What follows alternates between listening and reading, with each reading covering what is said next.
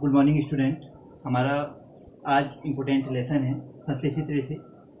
ये जो संश्लेषित रेशे हैं ये मुख्यतः आपके बहुलीकरण अभिक्रिया के दौरान पे बनते हैं। बहुलीकरण वह अभिक्रिया होती है जिसमें बहुत सारी एकलक इकाइयाँ आपस में पुनरावर्तित होकर के बहुलक का निर्माण करती हैं।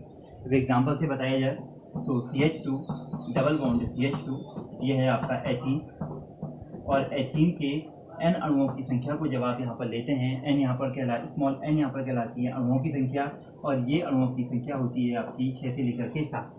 तो इसके 6 से लेकर के 7 अणु जब आपस में बहुलीकरण अभिक्रिया करते हैं, यानी कि इसकी बहुत सारी एकलक इकाइयाँ आपस में पुनरावृत्ति जब करती हैं, तो पुनरावृत्ति करने के दौरान पे ये बनाता है आपका CH2 सिंगल बॉन्ड CH2 का होल n, और इसको बोला जाता है पॉलीथीन। तो आज मैं आप लोग को क्लास 12 के कुछ इम्पोर्टेंट बहुलकों का व्यापारिक उपयोग तथा उसका व्यापारिक विधियां मैं आपको बताऊंगा कि किस प्रकार से प्रयोगशाला में इनको बनाया जाता है तथा कैसे इनका दैनिक जीवन में इनका उपयोग किया जाता है। तो नंबर पहला वाला है आपका पॉलीथीन। आपका फिर से हम पॉलीथीन में चल रहे हैं। क्लास 12 में पॉलीथीन मुख्यतः 2 प्रकार की होती हैं। नंबर पहला प्रकार कहलाता है इसका LDP। LDP का फुल फॉर्म होता है लो डेंसिटी पॉलीएथिलीन, यानी कि निम्न घनत्व वाली पॉलीथीन। लो डेंसिटी पॉलीएथिलीन,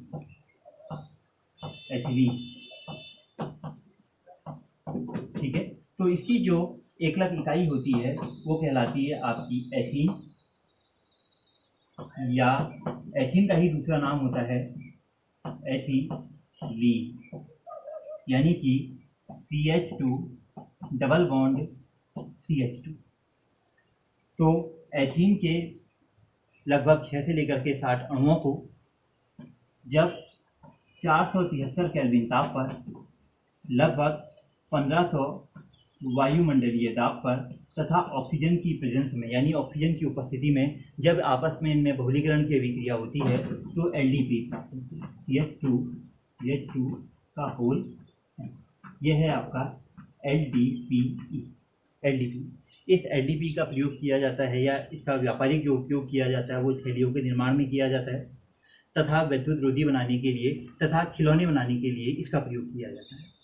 देखिए अब इसका हम दूसरे प्रकार में चलेंगे। नंबर सेकंड प्रकार है इसका HDPE। HDPE का फुल फॉर्म होता है हाई डेंसिटी पॉलीएथिलीन।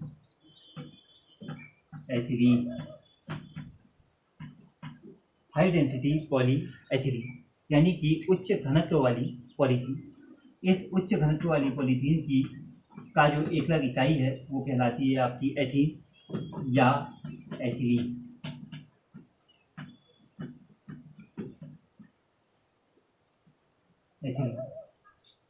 इसको बनाने की विधि है, एथीन के अणुओं को 343 केल्विन ताप पर, लगभग 6 से लेकर के 7 वायुमंडलीय दाब पर तथा यहाँ पर एक उत्प्रेरक का प्रयोग किया जाता है जिसे जिग्लर-नाटा उत्प्रेरक कहा जाता है। जिग्लर-नाटा उत्प्रेरक यानी कि ट्राई एथिल एल्यूमिनियम तथा titanium tetrachloride TiCl4, titanium tetrachloride TiCl4, इसको कहा जाता है जिग्लर-नाटा उत्प्रेरक। तो जिग्लर-नाटा उत्प्रेरक की उपस्थिति में जब इसकी अभिक्रिया कराई जाती है 343 केल्विन ताप पर, लगभग 6 से लेकर के 7 वायुमंडलीय दाब पर, तो हमको HDP प्राप्त होती है। ये होता है आपका HDP, यानी कि high density polyethylene. Number third जो आपका बहुलक है जो 12th के क्लास में है वह है आपका पॉलीप्रोपीन।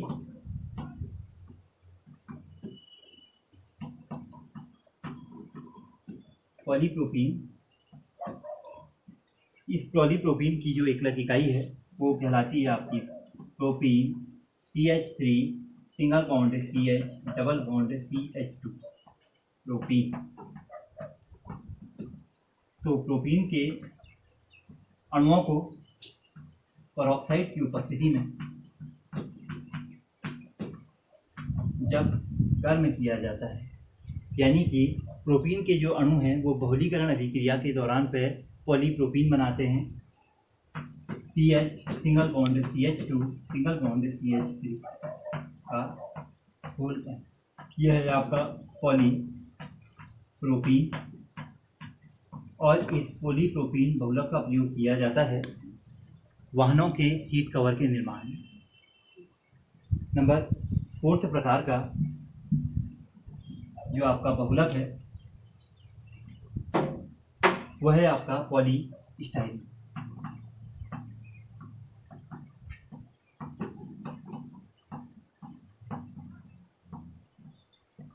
पॉलीस्टाइरीन,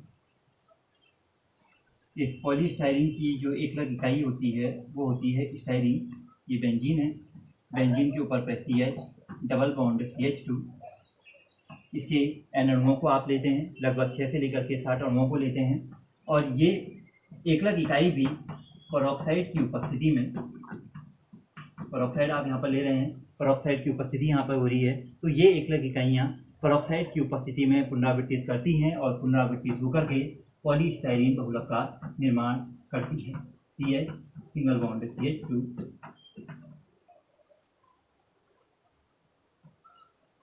होल N, ये है आपका पॉलीस्टाइरीन।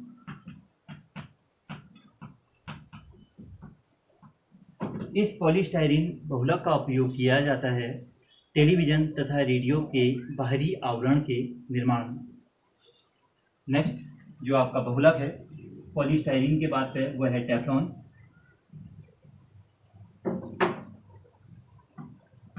टेफ्लॉन, इस टेफ्लॉन को बोला जाता है PTFE, ठीक है। PTFE कहने का अर्थ है पॉली टेट्राफ्लोरोएथीन, और इसकी एकलक इकाई है टेट्राफ्लोरोएथीन। CF2 double bond CF2, tetra यानी कि 4 को कहा जाता है मोनो 1, डाई 2, ट्राई 3 तथा टेट्रा 4। तो फ्लोरीन के यहाँ पर 4 अणु उपस्थित हैं, 2 अणु यहाँ पर उपस्थित हैं, 2 अणु यहाँ पर उपस्थित हैं, तो टेट्राफ्लोरो, और कार्बन के बीच में डबल बॉन्ड है, तो इसलिए इसको कहा जाता है टेट्राफ्लोरोएथीन। तो टेट्राफ्लोरोएथीन के N अणुओं को जब टेट्राफ्लोरोएथीन के N अणु बहुलीकरण अभिक्रिया के अंतर्गत PTFE यानी कि टेफ्लॉन बनाते हैं, तो टेफ्लॉन का सूत्र होगा CF2 का होल N। ये टेफ्लॉन है, और ये जो आपका टेफ्लॉन है, इस टेफ्लॉन का प्रयोग किया जाता है, इस टेफ्लॉन का प्रयोग किया जाता है आपका जो नॉन स्टिकी बर्तन होते हैं, इस नॉन स्टिकी बर्तन के निर्माण में इसका प्रयोग किया जाता है कि जिसमें खाना आपका चिपकता नहीं। नेक्स्ट टेफ्लॉन के बाद पे जो आपका इम्पोर्टेंट बहुलक आपके कोर्स के अंदर पे है वह है PVC, पॉलीविनाइल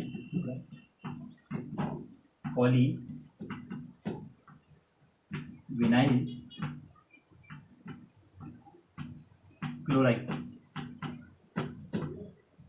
और इस पॉलीविनाइल क्लोराइड की जो एकलक इकाई होती है वो होती है विनाइल क्लोराइड।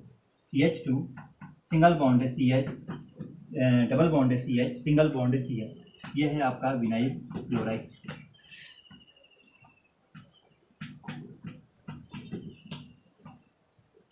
विनाइल क्लोराइड है, तो विनाइल क्लोराइड के N अणुओं की संख्या का जब बहुलीकरण किया जाता है, यानी कि विनाइल क्लोराइड के बहुत सारे अणु जब आपस में जुड़ते हैं, आपस में अभिक्रिया करते हैं, और इनकी एकलक इकाइयाँ जब बार बार पुनरावर्तित होती हैं, तो ये PVC का निर्माण करते हैं। PVC का फॉर्मूला होता है आपका CH2 single bond CH single bond CH का होल। यह है आपकी PVC। और इस पीवीसी का प्रयोग किया जाता है, इस पीवीसी का प्रयोग किया जाता है आपका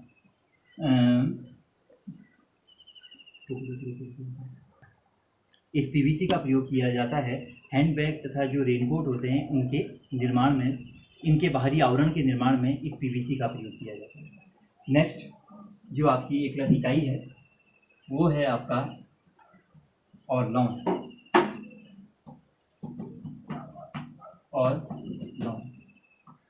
और इस ऑर्लॉन का दूसरा नाम हम इसको बोलते हैं PAN।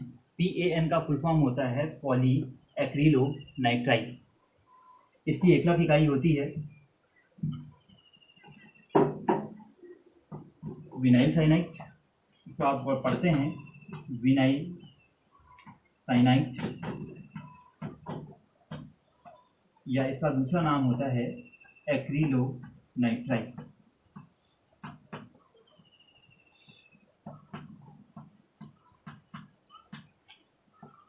एक्रिलोनाइट्राइल, ठीक है। तो ये एक्रिलोनाइट्राइल का जब बहुलीकरण किया जाता है तो आपको ऑर्लॉन प्राप्त होता है। दोनों के सूत्रों में कुछ अंतर नहीं है, यहाँ पर आपने CH के बदले CN लगाना और ये बन गया आपका ऑर्लॉन, ठीक है। इस ऑर्लॉन का प्रयोग किया जाता है वस्त्रों के निर्माण में तथा जो स्वेटर्स होती हैं उनके निर्माण में हम इनका प्रयोग करते हैं ऑर्लॉन का। उसके बाद पे नेक्स्ट जो आपका इम्पोर्टेंट बहुलक है वो है रबर।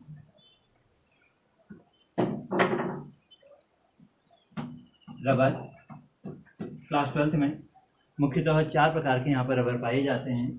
4 प्रकार की जो रबर है, नंबर पहला जो आपका रबर है उसको बोला जाता है प्राकृतिक रबर।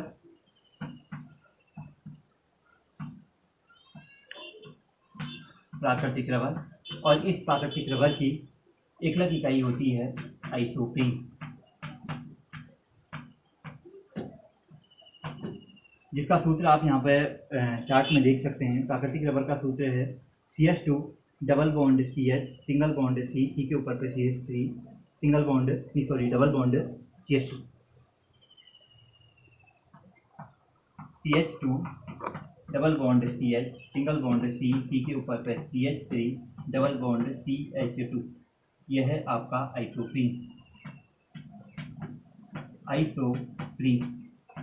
अगर आप इसका IUPAC नामकरण देखें तो IUPAC नामकरण 1, 2, 3, 4, यानी कि सेकंड पोजीशन में आपका मेथिल समूह उपस्थित है तो 2 मेथिल, एक पोजीशन में डबल बॉन्ड है, 3 पोजीशन में डबल बॉन्ड है तो 1,3, 4 कार्बन उपस्थित हैं तो मेथ A प्रो ब्यूट और 2 ईन उपस्थित हैं, क्योंकि आप जानते ही हैं जहाँ पर कार्बन कार्बन सिंगल बॉन्ड होता है वहाँ पर एन लिखा जाता है IUPAC नामकरण पर, जहाँ पर कार्बन कार्बन डबल बॉन्ड होता है वहाँ पर ईन का प्रयोग किया जाता है, और जहाँ पर कार्बन कार्बन ट्रिपल बॉन्ड होते हैं वहाँ पर आयन का प्रयोग किया जाता है, ठीक है। तो यहाँ पर कार्बन कार्बन डबल बॉन्ड उपस्थित है तो यहाँ पर आप ईन का प्रयोग करेंगे ब्यूट, और यहाँ पर 2 ईन उपस्थित है तो ब्यूट 2 ईन ब्यूट डाई ईन कह सकते हैं आप यहाँ पे, या इसका नाम हो सकता है 2 मेथिल 1,3। अगर हम इनको आपस में जोड़ दें तो ये हो जाएगा आपका ब्यूटाडाइन, ठीक है। तो जब इसमें बहुलीकरण की अभिक्रिया की जाती है या जब इसमें बहुलीकरण की अभिक्रिया होती है यानी कि एकलक इकाइयाँ आपस में संयुक्त होती हैं तो ये प्राकृतिक रबर का निर्माण करते हैं। प्राकृतिक रबर का सूत्र CH2 CH CH3 CH2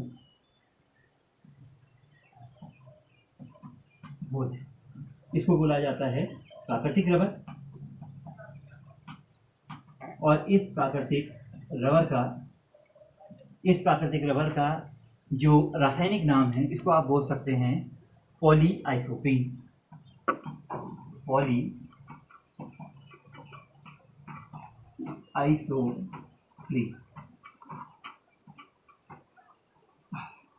पॉलीआइसोप्रीन।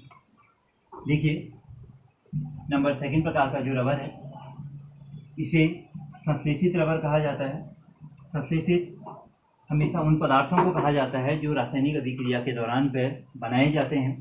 तो नंबर सेकंड प्रकार का जो रबर है वह है संश्लेषित रबर। और इस संश्लेषित रबर की जो एकलक इकाई होती है वो होती है क्लोरोप्रीन। देखिए यहाँ पर जैसे आप चार्ट में देख सकते हैं संश्लेषित रबर, देखिए दोनों में कोई अंतर नहीं है, लगभग एक क्रियात्मक समूह का यहाँ पर अंतर है। यहाँ पर CH3 है सेकंड पोजीशन में, तो यहाँ पर सेकंड पोजीशन में आपका क्लोरीन है। ठीक है, तो इसका नाम है 2-chloro-1,3 ब्यूटाडाइन। देखिए यहाँ पे CH2 single bond double bond संश्लेषित रबर की जो एकलक इकाई में आपको बता रहा था क्लोरोप्रीन है, और क्लोरोप्रीन का फॉर्मूला है CH2 double bond CH, CH के आगे पे C के ऊपर पे Cl है, और यहाँ पर है आपका डबल बॉन्ड CH2, तो उसको बोला जाता है क्लोरोप्रीन। क्लोरोप्रीन के अणुओं को लिया जाता है, 6 से लेकर के 60 अणु यहाँ पर लिए जाते हैं, और ये इनकी जो एकलक इकाइयाँ होती हैं यानी कि नियोप्रीन आपस में बहुलीकरण अभिक्रिया के दौरान पर ये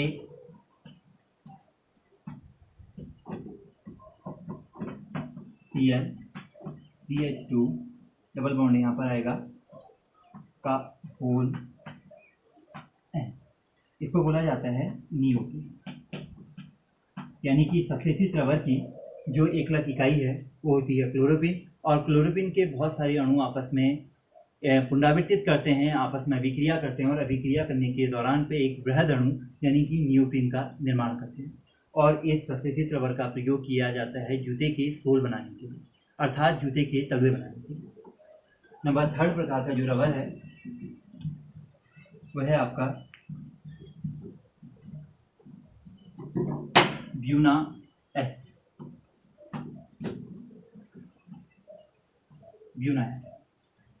तो ब्यूना एस की जो एकलक इकाई है वो होती है 1,3-ब्यूटाडाइन, CH2 double bond CH single bond CH double bond CH2।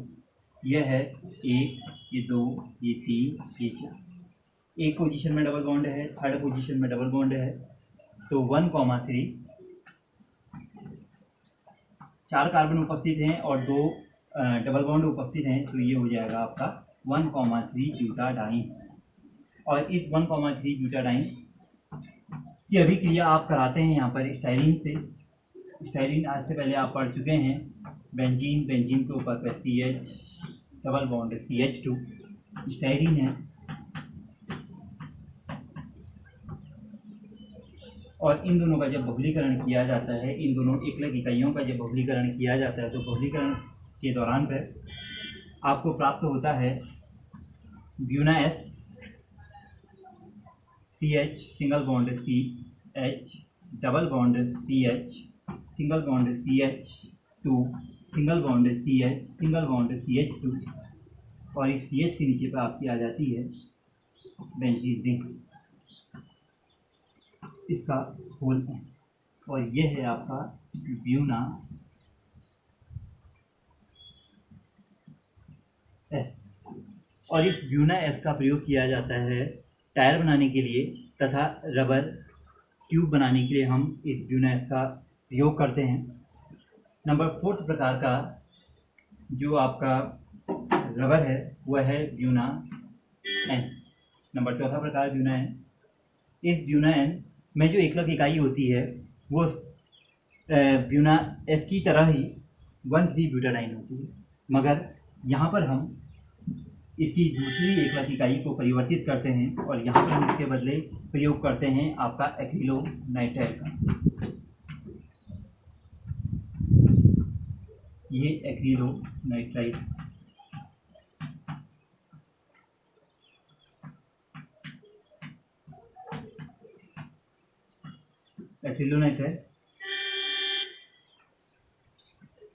एक छोटा सा परिवर्तन आपने यहाँ पर करना है, CH के बदले यहाँ पर आपने CN लगाना है, और यहाँ पर इसके नीचे पे इस ब्यूना F के बदले पे आपने ब्यूना N लिखना है। ये जो ब्यूना N है इसका प्रयोग किया जाता है टैंकों के स्तरों के निर्माण में, क्योंकि ये जो आपके टैंक होते हैं के जो स्तर होते हैं वो क्या होते हैं, पेट्रोल के प्रतिरोधी होते हैं तथा कार्बनिक विलायकों के प्रतिरोधी होते हैं, इसलिए वहाँ पर हम ब्यूना N प्रकार के रबर का प्रयोग करते हैं। उसके बाद पे जो नेक्स्ट बहुलक है आपका, जो कोर्स में बहुत बार पूछा जाता है, बोर्ड परीक्षाओं में बहुत बार आया है, वो है आपका नाइलॉन 6 नाइलॉन 6।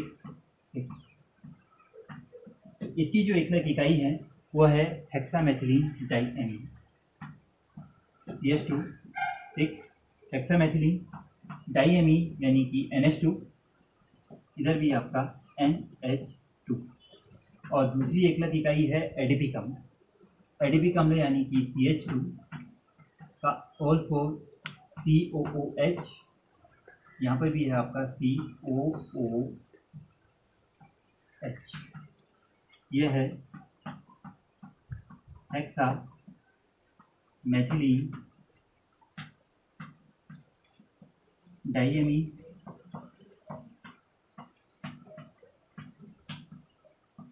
और यह है आपका एडिपिक।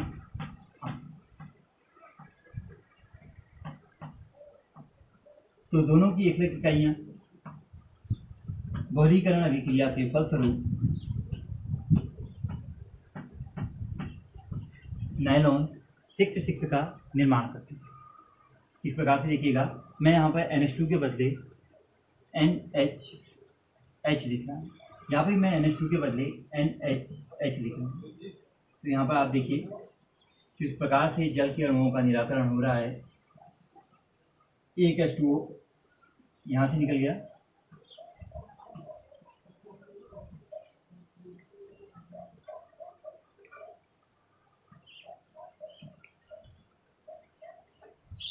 ये देखिए, यानी कि NH2O के अणु यहाँ से निर्गित हो रहे हैं, NH2O के अणु यहाँ से निकल रहे हैं और बाकी की जल के N अणुओं का बाहर पे निकल रहे हैं। और बाकी के अणुओं को अगर आप जोड़ें तो ये है आपका NH CH2 का whole 6 single bond NH C double bond O CH2 का whole 4 single bond C double bond O का होल N, और ये कहलाता है आपका नाइलॉन 6। तो परीक्षा में बहुत बार यहाँ पर पूछा जाता है कि यहाँ पर 6 से ये है क्या। तो 6 यहाँ पर कार्बन के नंबर हैं। पहला वाला जो 6 है ये हेक्सामेथिलीन डाइएमीन में कार्बन के नंबर को रिप्रेजेंट करता है। अगर आप यहाँ पर देखें तो कार्बन के 6 अणु यहाँ पर उपस्थित हैं। और जो दूसरा 6 है ये एडिपिक अम्ल में कार्बन के नंबर को रिप्रेजेंट करता है, कार्बन के नंबर को प्रदर्शित करता है। इस कार्बन के अणुओं को अगर आप यहाँ पर देखें मेथिलीन में तो CH2 के 4 अणु यहाँ पर उपस्थित हैं।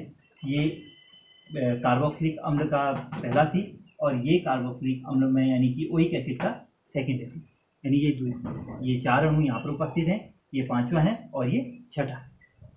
और इस नाइलॉन 6 का प्रयोग किया जाता है ब्रशों के रेसे बनाने में।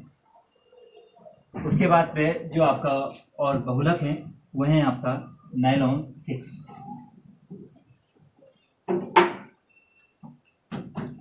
नाइलॉन 6, इस नाइलॉन 6 की जो एकलक इकाई है वो होती है कैप्रोलैक्टम।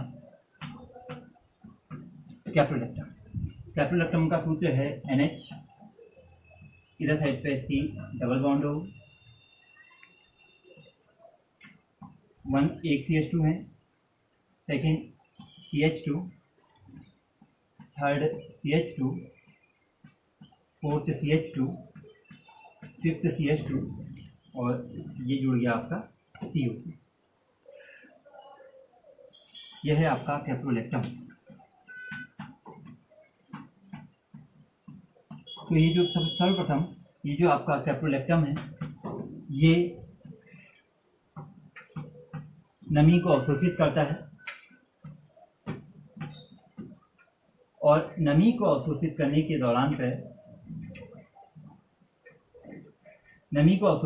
दौरान पे ये बनाता है अल्फा एमिनो कैप्रोइक अम्ल, यानी कि NH2 के साथ अगर आप यहाँ पर मेथिलीन समूह को गिनो तो ये हैं आपके 1, ये 2, ये 3, ये 4 और ये 5। और यहाँ पर जुड़ गया आपका COOH। ठीक है, इसको मैंने बोला अल्फा एमिनो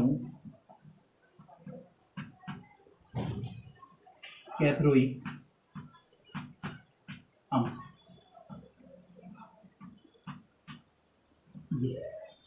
ठीक है, अल्फा एमिनो कैप्रोइक अम्ल से इसलिए बोला गया क्योंकि यहाँ पर आपका कार्बोक्सिल समूह है। क्लास 11th में आप पढ़ चुके हैं कि जो ओइक अम्ल है उसको सर्वप्रथम वरीयता दी जाती है। तो सर्वप्रथम वरीयता दी जाने के कारण पे यहाँ पर आपका ये सबसे ज़्यादा जो वरीयता जिसे दी जाएगी वो ओइक अम्ल को दी जाएगी। उसके पश्चात से जो आपका कार्बन उपस्थित है ये कहलाएगा अल्फा कार्बन।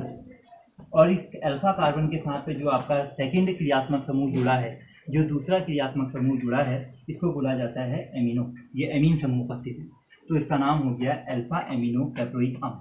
अब इस अल्फा एमिनो कैप्रोइक अम्ल का जब बहुलीकरण किया जाता है, यानी मैं अब यहाँ पर लिख रहा हूँ NH2 के बदले NHH, इसके अणुओं को आपने ले लिया और अणुओं को लेने के पश्चात में ये जल के अणुओं का निराकरित करेगा, जल के अणुओं को बाहर पे निकालेगा। तो जल के अणु जब बाहर पे निकलते हैं तो ये बनाते हैं आपका NHCH2 का whole 5 C double bond O का होल N, और ये इसको कहा जाता है नाइलॉन 6। ये नाइलॉन 6 के अणु हैं। तो इस नाइलॉन 6 के अणुओं का प्रयोग किया जाता है वस्त्रों के निर्माण में, इसका प्रयोग किया जाता है कमल बनाने के लिए, स्वेटर बनाने के लिए तथा वस्त्रों के निर्माण में इस बहुलक का प्रयोग किया जाता है।